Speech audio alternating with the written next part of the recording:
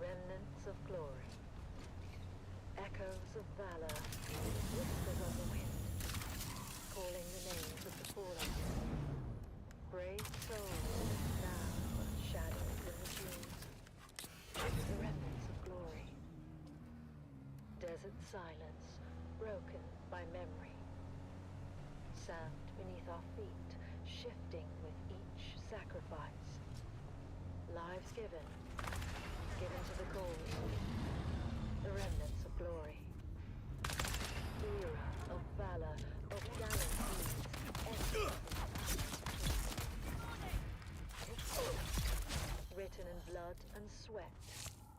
The remnants of glory.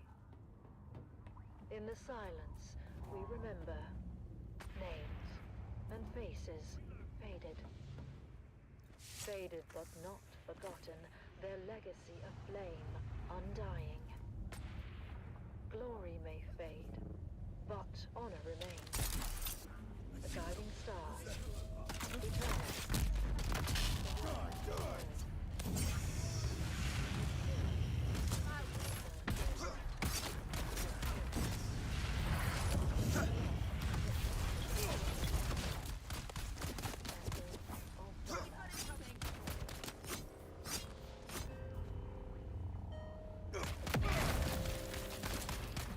Eyes on the enemy!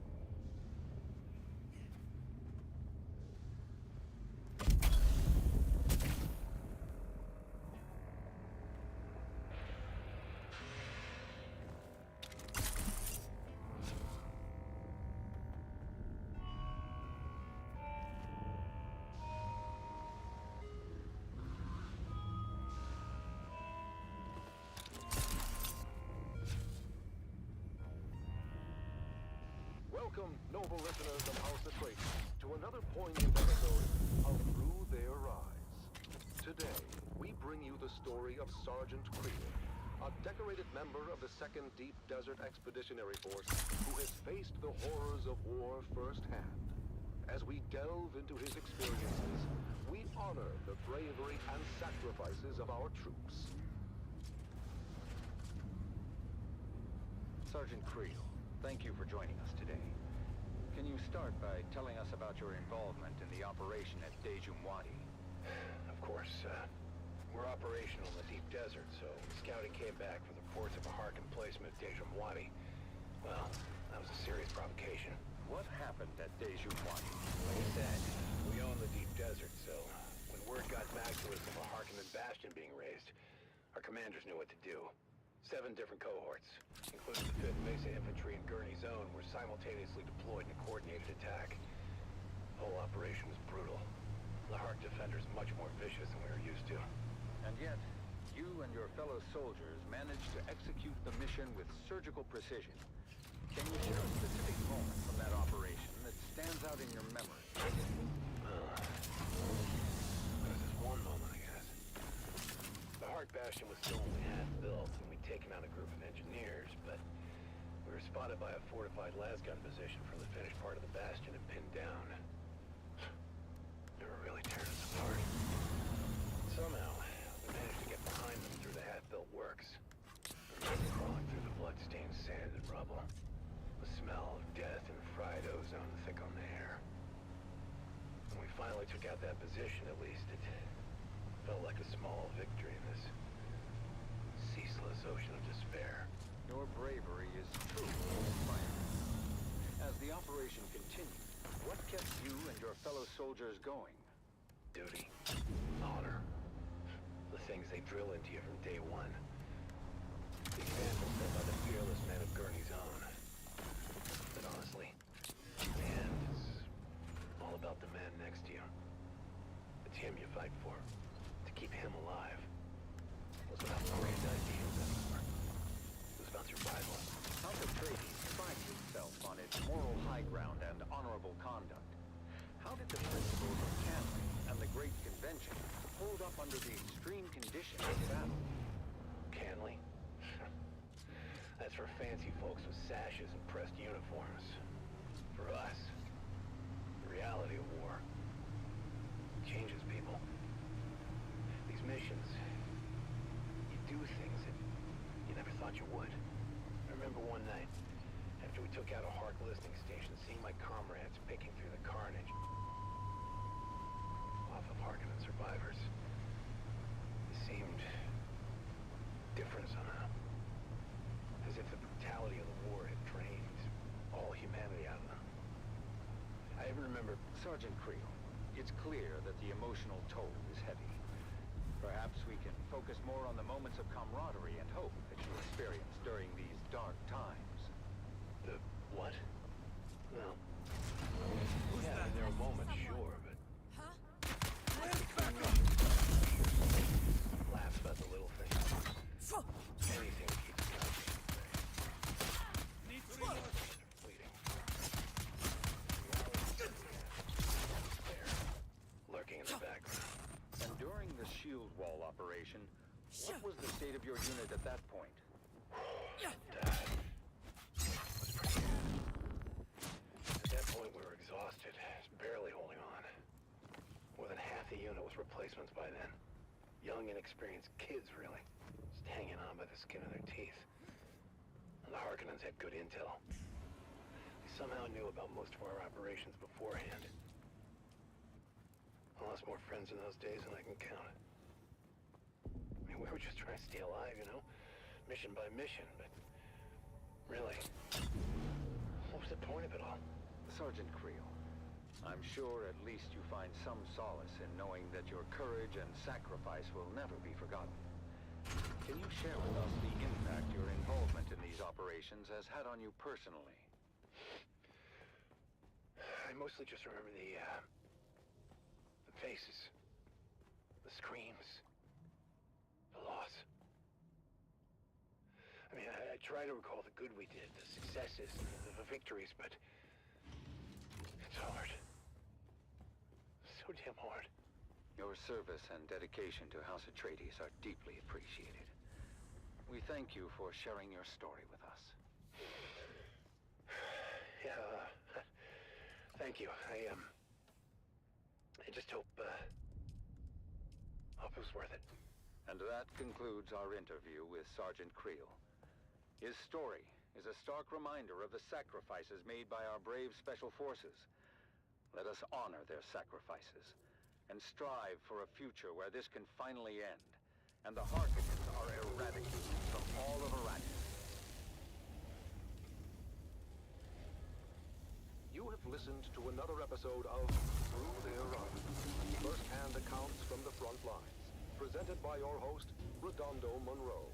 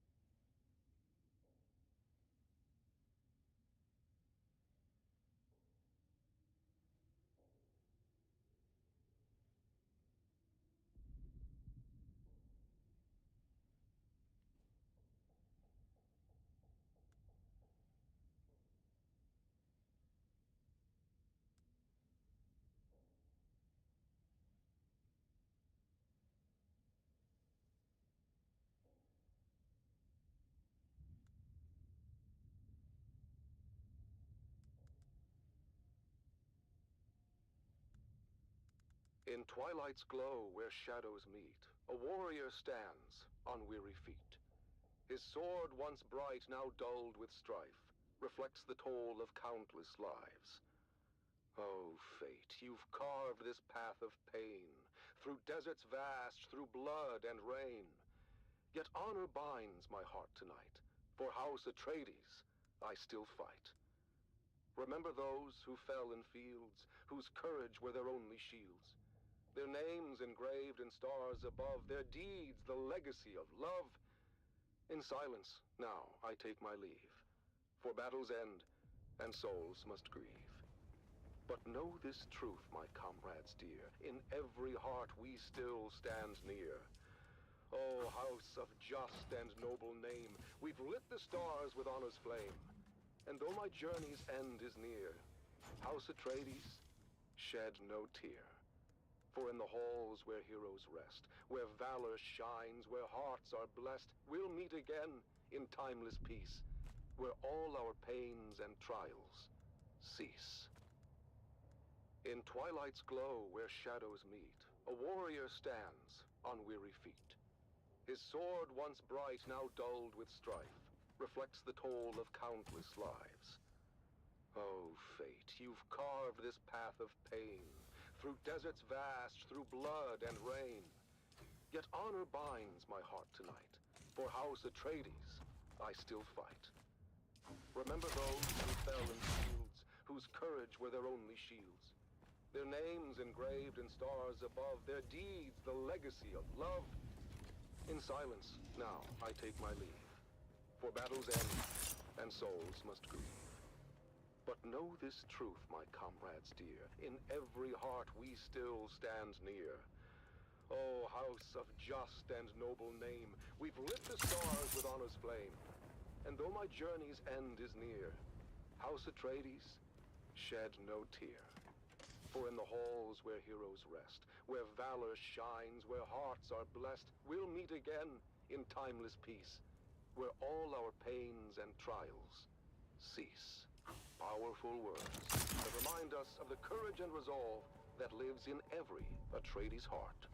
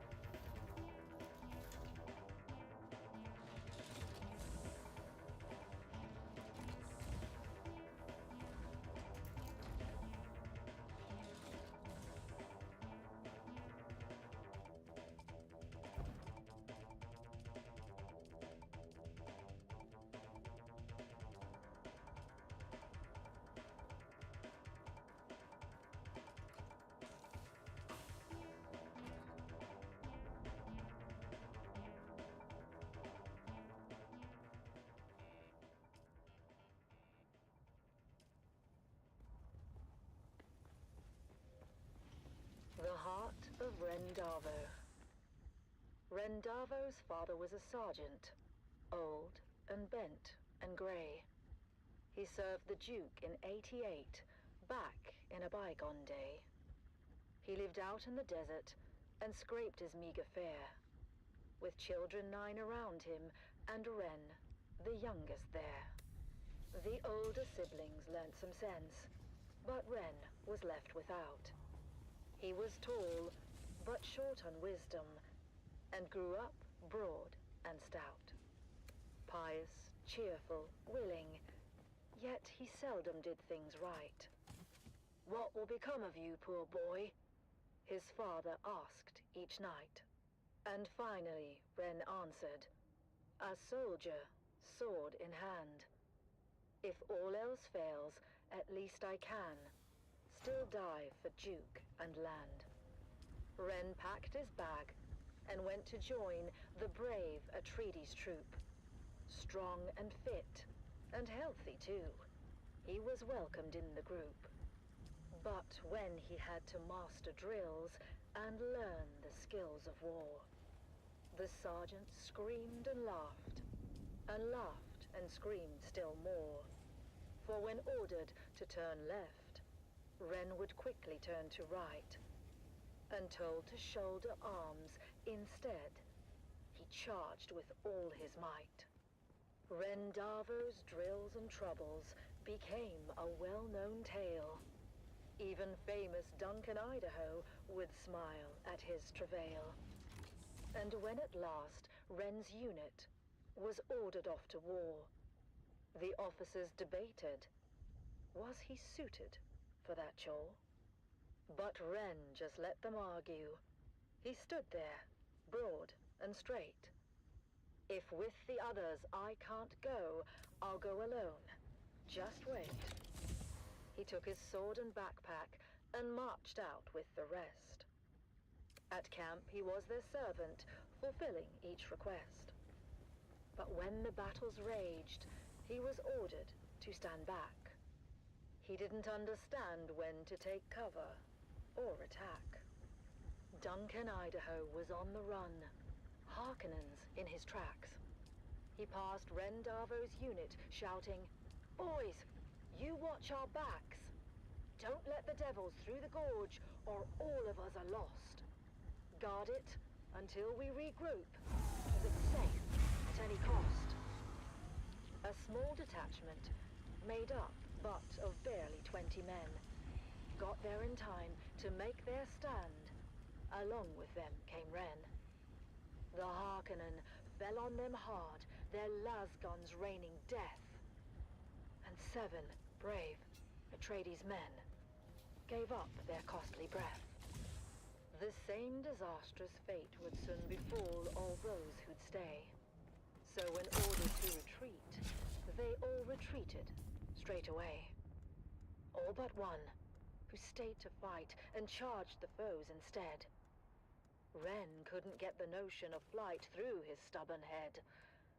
He just stood there, broad and strong, and ready now to teach a lesson to each Harkonnen who came within his reach.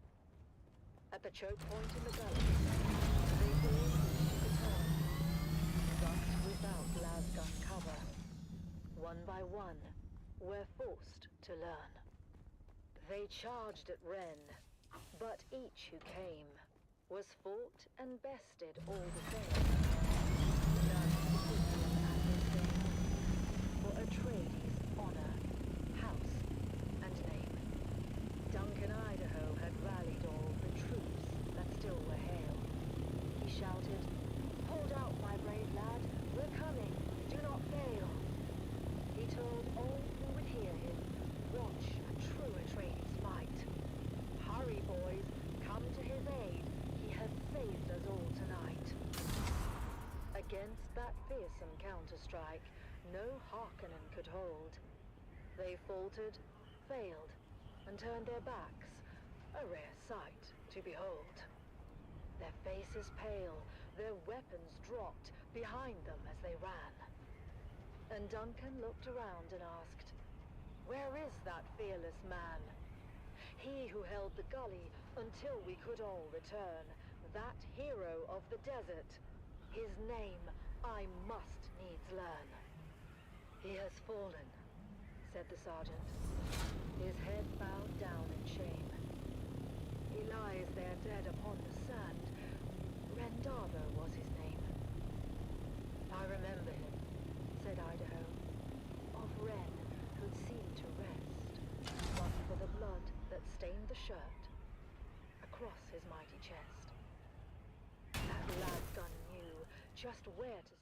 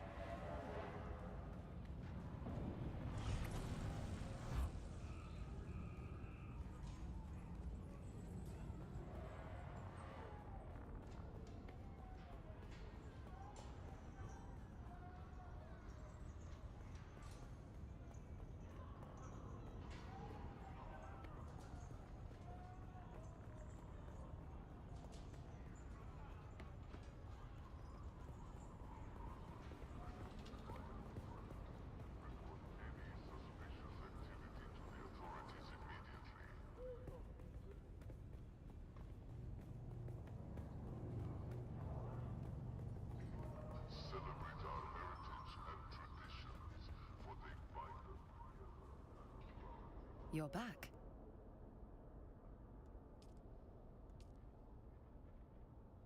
Well then, hand it over. This is fascinating. The late planetologist Pardo Kine's influence on Fremen culture is more profound than I suspected. His ecological language and framework can be found in every aspect of Fremen life after a certain point. You've done well. He was a man of science, an advisor to the Emperor, dispatched here to learn the secrets of melange. We don't know. While Kynes continued to transmit detailed reports of his geological findings, he lived a second and secret life with the Fremen. I've been waiting for you. Time is of the essence. I have discovered that a key to understanding Pardo Kine's influence on Fremen culture is contained in what he refers to as an ecological lexicon. The Udum bears obvious signs of Kine's influence, but his secret base has never been located. I would start there.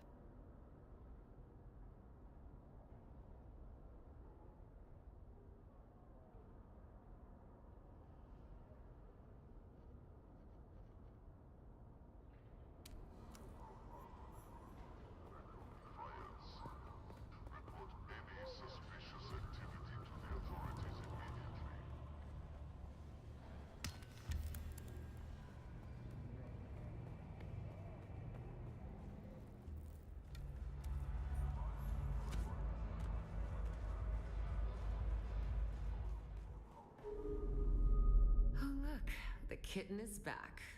Do we have business? My sources inform me that a certain cult leader has met their end. Good kitty. Are you ready to hear about the glutton? A new leader has risen amongst the slavers of the Haga Basin. We know almost nothing, except this. His appetite is voracious. The Assassin's Handbook teaches us of chaumas, poison in the food. Take this file. Find this leader, and poison his food. Your way has been prepared. Our agent, Petir, hides among the slavers. Find Petir, and he will tell you what he knows. If you are caught, you do not know me. You have never heard the name Fenring. Do you accept, kitten? Then go, kitten. Show them your club.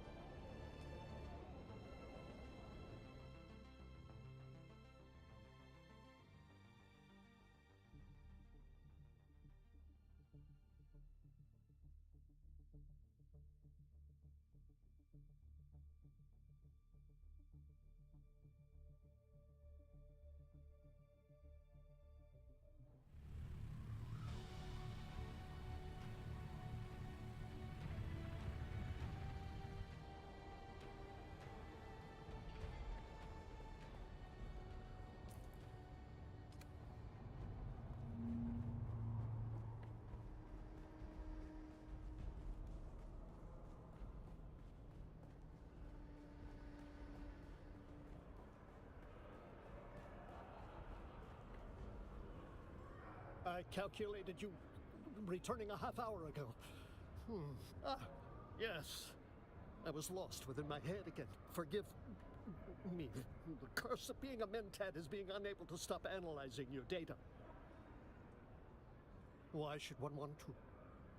Yes, the Mnemic film is a treasure trove. The Harkonnen covertly funding the Mobula gang is a detail the Atreides would find quite interesting. I would like you to present our findings to Thufir Hawat. You are more personable than me. I would like Hawat to be suitably impressed. Hawat would make for a commendable superior. I could learn much from him. I must belong again. I must ensure acceptance. I must insulate myself from all possibility of rejection. I will train you if you do this thing.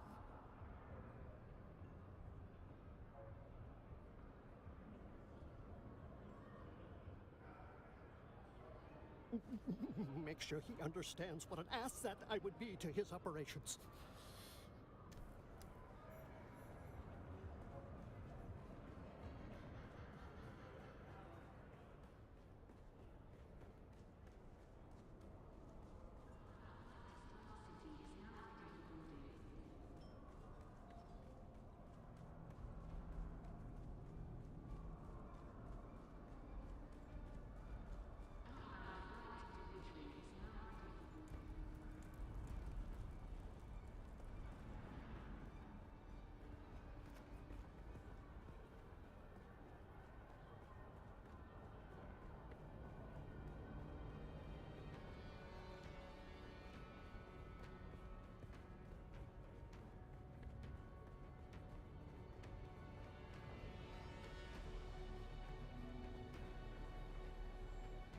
I'm afraid I am a very busy man. Unless you have something compelling to share with me, I'll attend to matters of import. Zane DeWitt, you say? Let me have a look. Thank you. While the Mobula's dealings with the Harkonnen are interesting, I was already aware of them. Moreover, this meddling complicates things. Having this information allowed us to manipulate the Harkonnen into thinking they had an advantage. The disruption Zane has caused ruins that.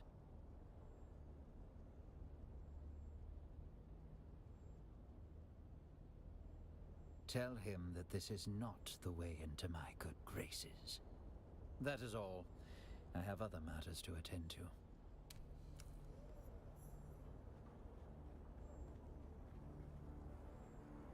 I'm afraid I am a very busy man. Zane DeWitt. Thank you. Having this information allowed us to tell him that this is not... That is all.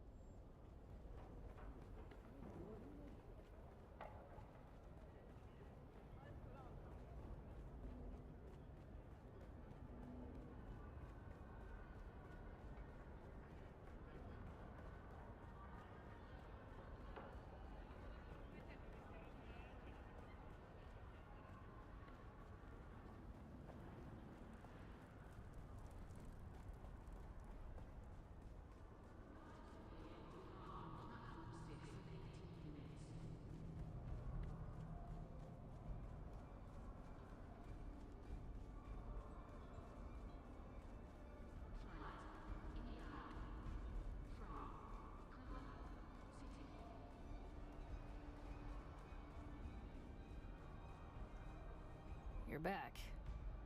All right, Boot. You ready for another mission? I need more transmitter. No. Something's wrong. I left my usual signal at the dead drop we use, but it hasn't been... No! If I tell you something's wrong, Boot, something's wrong. My guy's a professional. Unlike you. Nothing that can't be fixed with the right bloody transmitter. My head is pounding. Well, look who started paying attention. Gold Star, Boot. Yes, I have an implant. But my body is slowly rejecting it. The process is excruciating, but can be managed somewhat with a remote transmitter. No, the remote has to be keyed to the same frequency as the implant. Finding the exact match would be like... Fortunately, there are master transmitters in the wild. A master transmitter can interface with any servo stim implant, regardless of frequency. I have a guy with the smugglers, called Tuco. Been tracking servo stim transmitters for me. Till he went dark. That's exactly what you're going to find. The coordinates are in the contract. If Tuco isn't there, you're going to have to find Anushka Hanavar at her bar. She takes orders for the local black market. If anyone knows where Tuco is, order a Kirana brandy with a Sidrit twist, and she'll know you're cool. You're in trouble, Boot. I'm starting to like you.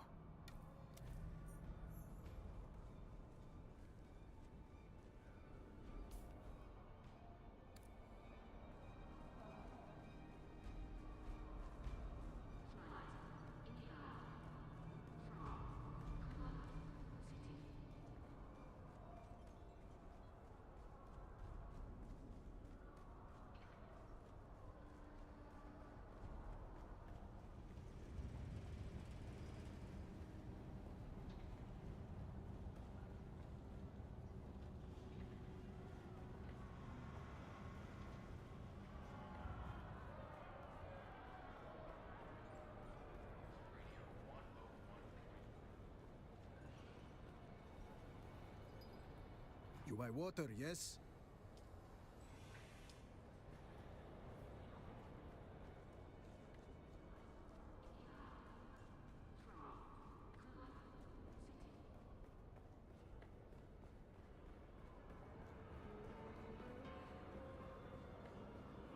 I calculated you've returned. Did you speak to Thufir or what? Did you present the data? What did he... What? No. That can't be right. I must... I mustn't let emotion taint my judgment.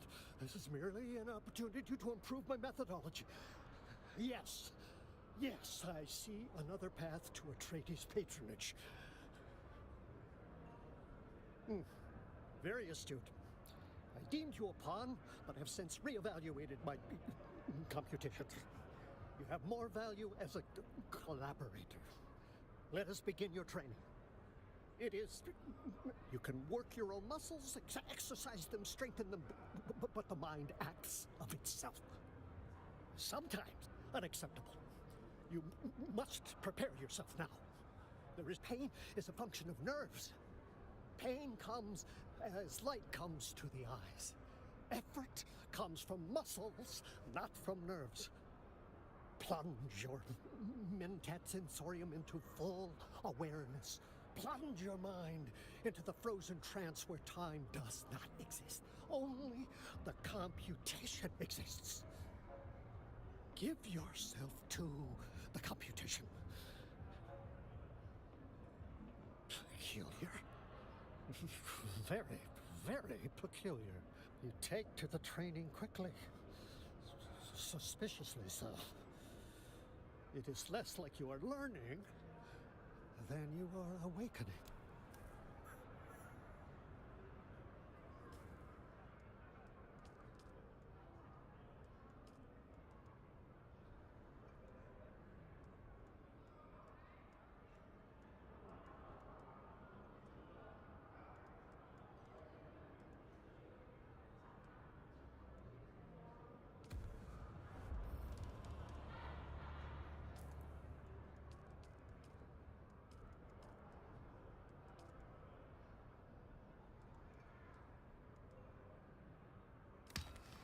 I calculated you...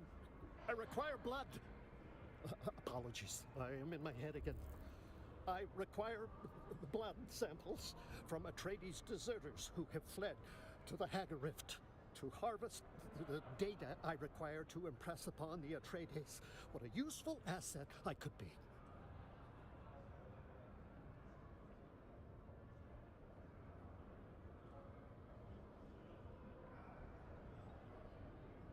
I must be of use. I was built for a purpose.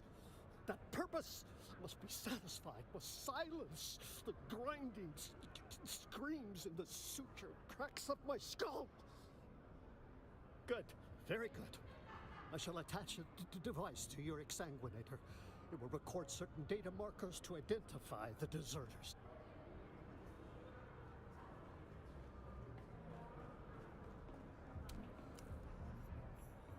Ah, back so soon.